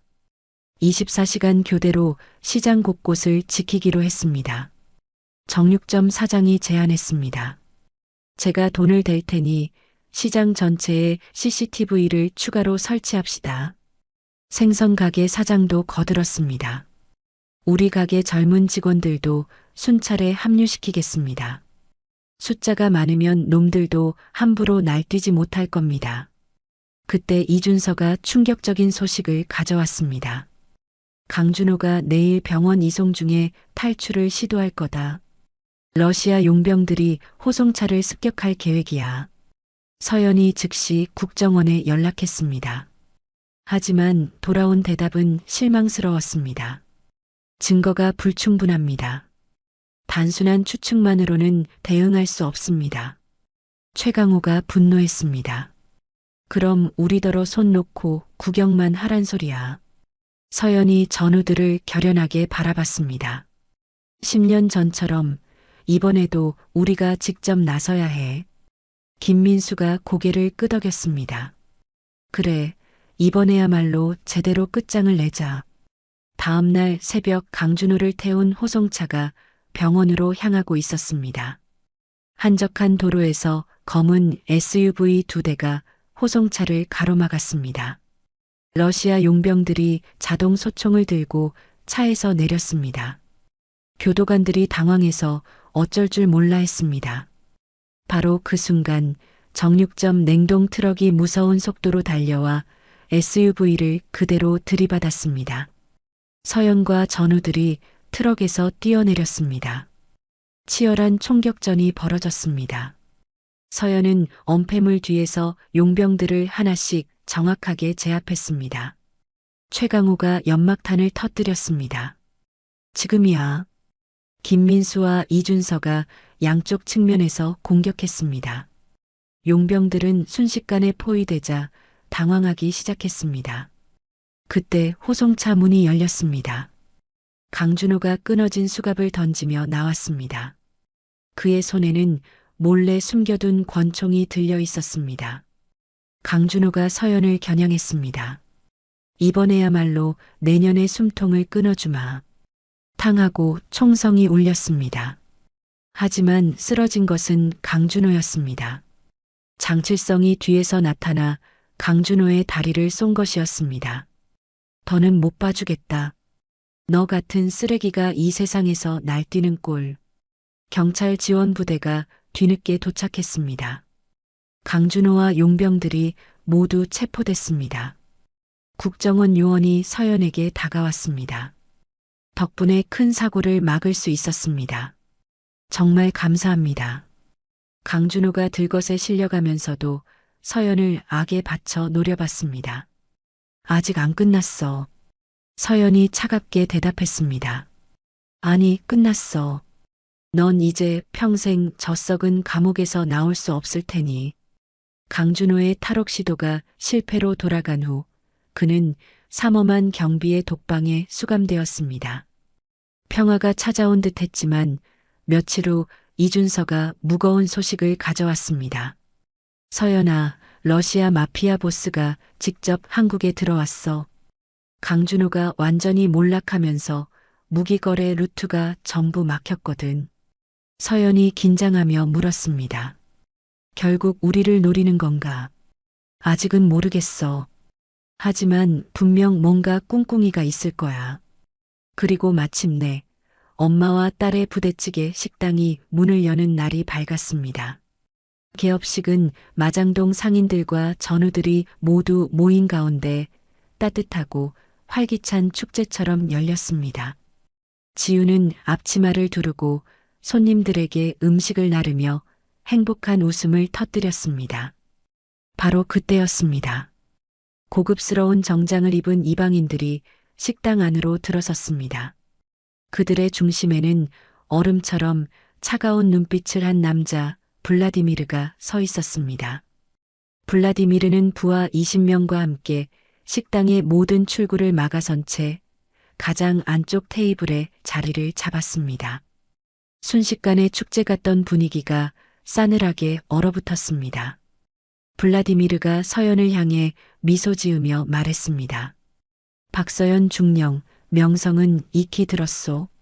강준호가 끝내지 못한 거래를 마저 하러 왔는데 도와줘야겠소. 식당 안에 있던 모든 사람들이 순식간에 인질이 된 상황이었습니다. 블라디미르는 서연이 가진 프로젝트 그림자의 원본 데이터를 노리고 있었습니다. 밖에서 이 상황을 지켜보던 장칠성이 즉시 움직였습니다. 그는 자신의 정보망을 총동원해 상인들에게 조용히 상황을 전파했습니다. 블라디미르가 서연을 압박했습니다. 당신 때문에 우리 조직이 입은 손해가 막심해. 여기 있는 당신의 소중한 가족들이 다치기 싫으면 순순히 데이터를 넘기는 게 좋을 거요. 서연은 섣불리 움직일 수 없었습니다. 그때 지우가 뜨거운 부대찌개 냄비를 들고 블라디미르에게 다가갔습니다. 손님, 주문하신 부대찌개 나왔습니다. 지우는 전혀 겁먹지 않은 얼굴로 냄비를 테이블에 내려놓는 척하다가 블라디미르의 무릎 위로 뜨거운 국물을 쏟아버렸습니다. 아, 뜨거워. 블라디미르가 비명을 지르며 일어나는 순간 그것이 신호였습니다. 이준서가 밖에서 식당의 전기를 끊어버렸습니다. 칠흑 같은 어둠 속에서 최강우와 김민수가 용병들을 향해 몸을 날렸습니다. 식당 안은 순식간에 아수라장이 되었습니다. 밖에서는 마장동 상인들이 일제히 움직였습니다. 냉동 트럭들이 식당 주변의 모든 골목을 봉쇄해 러시아 마피아의 퇴로를 차단했습니다. 블라디미르의 부하들이 도망치기 위해 뒷문으로 빠져나가자 그곳에는 장칠성과 그의 부하들이 기다리고 있었습니다. 여긴 내 나와바리다, 이놈들아. 한편 어둠 속에서 서연은 블라디미르와 최후의 격투를 벌였습니다. 둘 다 인간 병기라 불리는 최정의 전사였지만 딸을 지키려는 엄마의 힘을 당해낼 수는 없었습니다. 서연이 특전사 시절 배운 관절 기술로 블라디미르의 팔을 꺾었습니다.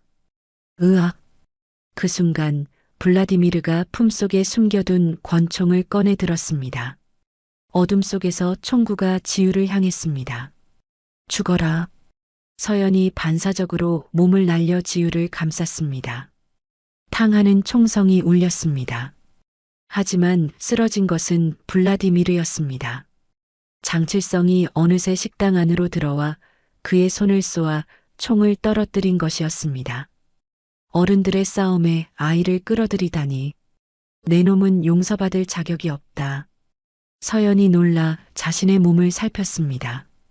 총알이 어깨를 스쳐 피가 흘렀지만 다행히 큰 상처는 아니었습니다. 그때 요란한 사이렌 소리와 함께 경찰 특공대와 국정원 요원들이 들이닥쳤습니다. 러시아 용병들은 시장 상인들과 장칠성에 의해 완전히 포위된 채 모두 체포되었습니다. 국정원 요원이 블라디미르를 연행하며 말했습니다. 국제 수배범 블라디미르, 대한민국 영토에서 불법 무기 거래를 시도한 혐의로 체포한다. 블라디미르가 끌려가며 서연을 향해 소리쳤습니다. 강준호가 말한 것보다 훨씬 무서운 여자로군. 서연이 피 흘리는 어깨를 붙잡고 차갑게 대답했습니다. 내 딸을 건드리는 자는 이 세상 누구든 용서하지 않아. 의료진이 서연의 상처를 치료하는 동안 지우가 서연의 손을 꼭 잡고 울먹였습니다. 엄마, 정말 무서웠어요. 괜찮아. 이제 정말 다 끝났어. 모든 상황이 끝나자 마장동 상인들이 모두 모여 환호성을 지르며 박수를 쳤습니다. 우리가 해냈다. 우리 손으로 우리 가족을 지켰어. 김복순 할머니가 지우를 꼭 안아주며 눈물을 글썽였습니다. 우리 지우, 이제 정말 안전해. 장칠성은 말없이 그 광경을 지켜보다 조용히 돌아서려 했습니다. 서연이 그런 장칠성을 붙잡았다. 어디가? 당신 덕분에 살았어. 장칠성이 담담하게 웃었습니다. 죽은 내 딸에게 부끄럽지 않은 아비가 된 것 같아. 이걸로 충분하오. 이제 나는 마장동의 그림자가 되어 조용히 이곳을 지키며 살아가겠소. 장칠성은 어둠 속으로 사라졌습니다. 그는 더 이상 과거의 조폭 두목이 아니었습니다. 다음 날 강준호에게 최종 판결이 내려졌습니다. 국가반역죄, 살인교사, 무기밀매 등 모든 혐의가 인정되어 무기징역이 확정됐습니다. 법정에서 강준호가 마지막으로 서연을 바라봤습니다. 결국 너희가 이겼군. 서연이 대답했습니다. 아니, 정의가 이긴 거야. 재판이 끝나고 법원을 나서는 서연과 지우를 기자들이 둘러쌌습니다. 소감 한 말씀 부탁드립니다. 서연이 지우의 어깨를 자랑스럽게 감싸며 말했습니다. 이제 저희는 평범한 엄마와 딸로 행복하게 살고 싶습니다. 다시 문을 연 식당으로 돌아온 두 사람을 마장동 상인들이하게 환영했습니다. 시장 전체에 환영합니다. 우리의 영웅 서연과 지우라는 현수막이 걸려 있었습니다. 그날 밤 서연과 지우가 정육점 2층에서 단둘이 저녁을 먹고 있었습니다. 엄마, 이제 정말 모든 게 끝난 거죠. 응, 이제 아무도 우릴 갈라놓을 수 없어. 지우가 서연의 손을 따뜻하게 잡았습니다. 사랑해요, 엄마. 서연이 처음으로 먼저 지우를 품에 꼭 안았습니다. 나도 사랑해, 내 딸. 창밖으로 마장동의 불빛들이 그 어느 때보다 평화롭게 반짝이고 있었습니다. 두 달이 지났습니다. 봄날의 따사로운 햇살이 마장동 시장 구석구석을 환하게 비추고 있었습니다. 마침내 엄마와 딸의 부대찌개 식당이 정식으로 문을 열었습니다. 개업식 날 마장동 전체가 떠들썩한 축제 분위기였습니다. 가게 앞은 축하 화환으로 발 디딜 틈이 없었고 모든 상인들이 자기 가게 일처럼 모여 기뻐했습니다. 지우가 마이크를 잡고 환한 얼굴로 인사했습니다. 저의 또 다른 가족, 마장동 식구 여러분. 저희 식당을 열 수 있도록 도와주셔서 진심으로 감사합니다. 서연도 어색하게 마이크를 건네받았습니다. 앞으로 맛있는 고기와 부대찌개로 여러분의 은혜에 보답하겠습니다. 김복순 할머니가 환하게 웃으며 첫 손님으로 들어왔습니다. 여기 부대찌개 1인분 주문이요. 우리 예쁜 지우가 만든 음식, 내가 제일 먼저 맛봐야지. 식당은 순식간에 손님들로 가득 찼습니다. 지우는 주방에서 펄펄 끓는 찌개를 만들고 서연은 정육점에서 칼같이 정확한 솜씨로 고기를 썰어내왔습니다. 두 모녀의 손발이 완벽하게 맞아떨어졌습니다. 그때 뜻밖의 손님들이 식당을 찾아왔습니다. 10년 전 프로젝트 그림자 작전에서 희생된 팀원들의 유족들이었습니다. 한 어머니가 서연에게 다가와 향기로운 꽃다발을 건넸습니다. 정말 축하해요. 드디어 당신도 진짜 행복을 찾은 것 같아 내 마음이 다 좋네. 서연의 눈에 금세 눈물이 고였습니다. 이렇게 찾아와 주셔서 정말 감사합니다. 유족 중 한 명이 지우를 대견하게 바라보며 말했습니다. 이 아이가 그 유명한 지우 양이구나. 어쩜 이렇게 씩씩하고 예쁘게 자랐을까. 지우가 밝게 웃으며 씩씩하게 대답했습니다. 앞으로 자주 오세요. 제가 특별히 더 맛있게 모시겠습니다. 다른 유족이 서연의 손을 따뜻하게 잡았습니다. 당신 덕분에 내 아들의 억울한 죽음이 세상에 밝혀졌어요. 이제 우리 아들도 저 하늘에서 편히 쉴 수 있을 겁니다. 서연이 유족들 앞에 고개를 깊이 숙였습니다. 제가 더 일찍 진실을 밝혔어야 했는데 정말 죄송합니다. 아니에요. 당신도 그 지독한 세월의 피해자였어요. 그러니 이제는 다 잊고 당신 인생을 행복하게 사세요. 유족들이 떠난 후 이번에는 전우들이 도착했습니다. 이준서, 최강호, 김민수가 커다란 선물 상자를 들고 들어왔습니다. 박서연, 개업 선물이다. 상자를 열자 번쩍이는 최첨단 주방 기기들이 나왔습니다. 이건 너무 비싼 물건이잖아. 최강호가 호탕하게 웃으며 말했습니다. 하나뿐인 우리 조카 가게인데 이 정도는 해줘야지. 김민수가 지우에게 작은 상자를 건넸습니다. 이건 너만을 위한 특별한 선물이야. 상자 안에는 명예 707 특수 임무 달라고 새겨진 배지가 반짝이고 있었습니다. 이제부터 넌 공식적으로 우리 막내 동생이다. 지우가 벅차오르는 감동에 눈물을 글썽였습니다. 삼촌들, 정말 감사해요. 일주일 후 식당은 입소문을 타고 전국적인 맛집이 되었습니다. 마장동 모녀의 기적 이야기를 듣고 찾아온 사람들로 매일 문전성시를 이루었습니다. 어느 날 한 젊은 기자가 식당을 찾아와 진지하게 제안했습니다. 두 분의 감동적인 이야기를 다큐멘터리로 만들고 싶습니다. 서연이 거절하려 했지만 지우가 서연의 손을 잡으며 말했습니다. 엄마, 우리의 이야기가 지금 힘든 시간을 보내는 다른 사람들에게 큰 희망이 될 수도 있어요. 서연이 그런 지우를 사랑스럽게 바라보며 고개를 끄덕였습니다. 네가 정원한다면 그렇게 하자. 다큐멘터리 촬영이 시작됐습니다. 20년의 이별과 기적 같은 재회, 그리고 마장동 사람들의 따뜻한 연대가 카메라에 고스란히 담겼습니다. 촬영 중에 장칠성의 소식이 전해졌습니다. 모범수로 감형을 받아 사회봉사 명령으로 출소했다는 소식이었습니다. 며칠 후 장칠성이 마장동 시장 경비원 복장을 하고 나타났습니다. 오늘부터 여기서 일한다. 시장 경비 겸 청소 담당으로. 지우가 반갑게 달려가 인사했습니다. 아저씨, 잘 지내셨어요? 장칠성이 어색하게 웃었습니다. 그래. 이제부터 새로운 삶을 시작해 보려고. 서연이 장칠성에게 따뜻한 커피를 건넸습니다. 고생이 많으시겠네요. 아니야. 죽은 내 딸에게 진 빚을 갚는 속죄라고 생각하고 있어. 그리고 장칠성이 지우를 흐뭇하게 바라봤습니다.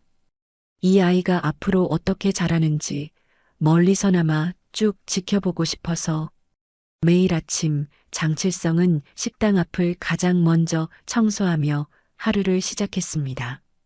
그리고 지나가면서 꼭 한마디씩 툭툭 던졌습니다. 우리 지우, 아침밥은 잘 챙겨 먹고 다니나? 지우는 항상 밝은 목소리로 대답했습니다. 네. 아저씨도 아침 식사 꼭 챙겨 드세요. 어느 날 서연이 마장동 청소년들을 모아 무료 호신술 교실을 열었습니다. 마장동 특공대라는 이름으로 시작한 재능 기부 프로그램이었습니다. 이건 자신을 지키는 법을 배우는 거야. 절대로 남을 해치기 위한 폭력을 쓰라는 게 아니다. 아이들이 진지한 얼굴로 서연의 동작을 열심히 따라했습니다. 지우는 아이들에게 맛있는 간식을 만들어주며 응원했습니다. 한 아이가 서연에게 반짝이는 눈으로 물었습니다. 선생님, 진짜 TV에 나온 것처럼 특수부대였어요. 서연이 아이의 머리를 쓰다듬으며 부드럽게 웃었습니다. 그건 비밀. 중요한 건 너희가 스스로를 지킬 만큼 강해지는 거지. 3개월 후 지우가 전국 청년 요리 대회에 출전했습니다. 출품작의 이름은 엄마의 칼끝에서 시작된 부대찌개였습니다. 무대 위에서 지우가 요리를 선보이며 설명했습니다. 이 요리는 20년 만에 다시 만난 엄마와 제가 함께 만든 레시피입니다. 엄마가 매일 새벽 정성으로 손질한 고기와 제가 밤새워 만든 비법 소스가 만나 비로소 하나가 됩니다. 심사위원들이 요리를 맛보고 감탄했습니다. 맛도 맛이지만 그 안에 담긴 스토리가 정말 감동적이네요. 객석에서는 서연과 마장동 상인들이 한마음으로 지우를 응원하고 있었습니다. 결과 발표의 순간 사회자가 마이크를 들었습니다. 영예의 대상은 참가번호 1번 민지우님의 엄마의 칼끝에서 시작된 부대찌개입니다. 관객석이 떠나갈 듯한 환호성으로 가득 찼습니다. 서연이 자리에서 일어나 그 누구보다 뜨겁게 박수를 쳤습니다. 서연의 눈가에는 자랑스러운 눈물이 맺혔습니다. 지우가 황금 트로피를 들고 마이크 앞에 섰습니다. 이 상을 20년이라는 긴 세월 동안 저를 단 한순간도 잊지 않고 기다려준 세상에서 가장 위대한 저희 엄마에게 바칩니다. 엄마, 정말 사랑해요. 서연이 무대로 올라가 지우를 힘껏 안았습니다. 두 사람이 뜨겁게 포옹하는 모습에 관객들도 함께 눈물을 훔쳤습니다. 그날 밤 식당에서는 성대한 축하 파티가 열렸습니다. 마장동 상인들이 모두 모여 자기 일처럼 기뻐했습니다. 김복순 할머니가 축배를 들었습니다. 자랑스러운 우리 지우의 대상을 축하하며 다 같이 건배. 모두가 행복하게 건배했습니다. 장칠성도 식당 구석에서 조용히 미소 지으며 박수를 쳤습니다. 파티가 한창 무르익을 때 지우가 마이크를 잡았습니다. 여러분께 꼭 드리고 싶은 말이 있어요. 마장동은 제게 또 다른 가족입니다. 여러분이 없었다면 지금의 엄마와 저는 여기까지 결코 올 수 없었을 거예요. 서연도 용기를 내어 말했습니다. 20년 동안 세상에 홀로 버려졌던 저에게 따뜻한 가족을 만들어주셔서 정말 감사합니다. 마장동의 밤은 그 어느 때보다 따뜻한 사랑과 행복의 온기로 가득했습니다. 정확히 6개월 후 어김없이 새벽 4시 서연과 지우가 나란히 가게 문을 열었습니다. 한우 명품 정육과 엄마와 딸의 부대찌개 식당의 셔터가 경쾌한 소리를 내며 동시에 올라갔습니다. 오늘도 파이팅! 두 사람이 서로를 보며 주먹을 가볍게 맞부딪혔습니다. 이것은 이제 두 사람의 하루를 여는 소중한 의식이 되었습니다. 엄마, 오늘 저녁 예약이 벌써 50팀이나 찼어요. 서연이 놀란 눈으로 물었습니다. 벌써 그렇게나 많이? 그럼요. 우리 가게가 얼마 전에 전국 맛집 1위로 뽑혔거든요. 정육점과 식당은 이제 전국적인 명소가 되었습니다. 두 모녀의 기적 같은 이야기에 감동받은 사람들이 매일 수백 명씩 전국 각지에서 찾아왔습니다. 오전 10시 한 할아버지가 어린 손녀의 손을 잡고 식당에 들어왔습니다. 여기가 TV에 나왔던 그 유명한 모녀 식당이로구나. 손녀가 지우를 보며 초롱초롱한 눈으로 물었습니다. 언니, 정말 20년 만에 엄마를 다시 만난 거예요. 지우가 아이의 눈높이에 맞춰 앉으며 밝게 웃었습니다. 응. 그러니까 절대로 포기하지 않으면 누구에게나 기적은 꼭 일어난단다. 점심시간 장칠성이 경비 순찰을 돌다가 식당에 들렀습니다. 우리 지우, 밥은 잘 챙겨 먹고 다니는가?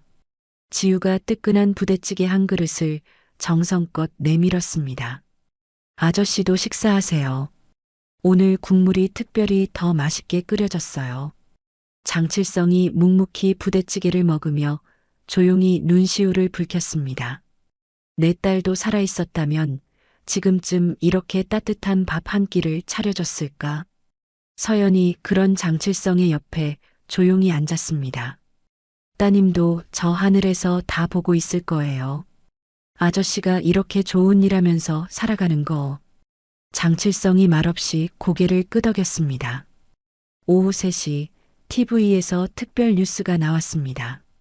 오늘 마장동 청소년들을 위한 무료 호신술 프로그램 마장동 특공대가 교육부 장관상을 받았습니다. 화면에는 서연이 아이들에게 둘러싸여 환하게 웃으며 상을 받는 모습이 나왔습니다. 지우가 자기 일처럼 기뻐하며 박수를 쳤습니다. 우와, 엄마 정말 자랑스러워요. 저녁 무렵 서연이 동네 청소년들에게 호신술을 가르치고 있었습니다.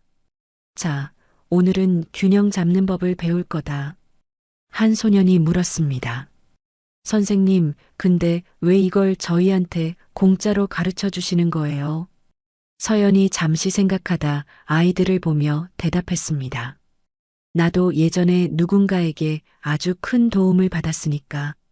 이제는 내가 그 빚을 갚을 차례인 거야. 밤 8시, 드디어 지우의 21번째 생일이 되었습니다. 마장동 시장 전체가 지우의 생일 파티 준비로 분주했습니다. 이건 깜짝 파티야. 지유한테는 절대 비밀. 상인들이 시장 광장을 화려한 조명과 예쁜 꽃으로 정성껏 꾸미고 있었습니다. 서연이 지유를 데리고 광장에 도착했을 때 그곳에는 500명이 넘는 사람들이 기다리고 있었습니다. 깜짝이야. 생일 축하해, 지유야. 지유가 놀라서 입을 가렸습니다. 세상에, 이게 뭐예요? 이 많은 분들이 전부 저 때문에 모이신 거예요. 김복순 할머니가 앞으로 나왔습니다. 할머니의 손에는 직접 짠 고운 목도리가 들려 있었습니다. 우리 지유 생일 선물이야. 이 할미가 석 달 동안 밤낮으로 한 코 한 코 직접 떴어. 지유가 목도리를 받아들고 울먹였습니다. 할머니, 너무 예뻐요. 정말 감사해요. 할머니가 지유를 꼭 안으며 말했습니다. 너는 서연이 딸이기도 하지만 이제 우리 마장동 모두의 딸이야. 전우들이 앞으로 나왔습니다. 최강호가 엄숙한 목소리로 선언했습니다. 지금부터 명예 707 특수임무단 배지 수여식을 거행하겠다. 김민수가 반짝이는 배지를 지유의 가슴에 직접 달아주었습니다. 민지유, 이제 넌 공식적으로 우리 막내다. 앞으로 어디 가서 절대로 겁먹지 마. 우리 삼촌들이 항상 내 뒤에 있을 테니. 지유가 눈물을 흘리며 씩씩하게 격려했습니다. 영광입니다, 삼촌들. 그때 3단으로 된 거대한 케이크가 등장했습니다. 21개의 촛불이 밤하늘처럼 반짝였습니다. 서연이 마이크를 잡았습니다. 평소와 달리 서연의 목소리는 미세하게 떨리고 있었습니다. 저는 원래 이렇게 사람들 앞에서 말하는 재주가 없습니다. 하지만 오늘 꼭 하고 싶은 말이 있습니다. 소란스럽던 광장이 순식간에 조용해졌습니다. 지난 20년 동안 매일 밤 꿈속에서만 애타게 불렀던 내 딸. 서연의 목소리가 점점 떨려왔습니다. 이제야 비로소 다시 찾은 내 심장, 내 전부인 우리 지유야. 지유가 엄마를 바라보며 하염없이 눈물을 흘렸습니다. 이 세상에 태어나줘서 정말 고맙고 다시 나한테 와줘서 고맙다. 사랑한다, 내 딸아. 지유가 서연에게 뛰어가 와락 안겼습니다. 저도 사랑해요, 엄마. 모든 참석자들이 한 목소리로 생일 축하 노래를 부르기 시작했습니다. 500개의 목소리가 하나의 커다란 울림이 되어 마장동의 밤하늘에 울려 퍼졌습니다. 지유가 벅찬 가슴으로 촛불을 불었습니다. 소원을 비는 지유의 얼굴에는 세상 가장 큰 행복이 가득했습니다. 무슨 소원 빌었어? 지유가 서연을 꽉 안으며 대답했습니다. 우리 엄마랑 영원히 함께 사는 거요. 그 순간 화려한 불꽃놀이가 시작됐습니다. 밤하늘에는 지유야, 생일 축하해라는 아름다운 글자가 새겨졌습니다. 장칠성이 멀리서 그 광경을 지켜보며 조용히 박수를 쳤습니다. 그의 눈에도 뜨거운 눈물이 맺혔습니다. 밤 11시 파티가 끝났습니다. 서연과 지유가 손을 잡고 정육점으로 걸어갔습니다. 마장동의 가로등 불빛이 두 사람의 그림자를 따뜻하게 하나로 만들어 주었습니다. 2층 거실 벽에는 그동안 찍은 행복한 사진들이 가득했습니다. 엄마, 우리 내일은 뭐 할까요? 서연이 지유의 머리를 사랑스럽게 쓰다듬었습니다. 내일도 오늘처럼 함께 일하고 함께 웃고 함께 행복해야지. 영원히요. 그래, 영원히. 피보다 진한 사랑으로 맺어진 새로운 가족. 20년의 기다림 끝에 비로소 완전해진 엄마와 딸. 그리고 그들을 품어준 마장동이라는 거대한 가족. 이제야 비로소 그들의 진짜 이야기가 시작되고 있었습니다. 오늘 이야기 어떠셨나요? 혹시 마지막까지 들어주신 분이 계시다면 잘 들었다고 댓글 하나만 남겨주세요.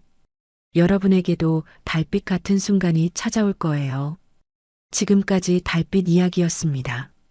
더 좋은 사연으로 다시 찾아뵙겠습니다. 늘 평온한 하루 되시길 바랍니다. 감사합니다.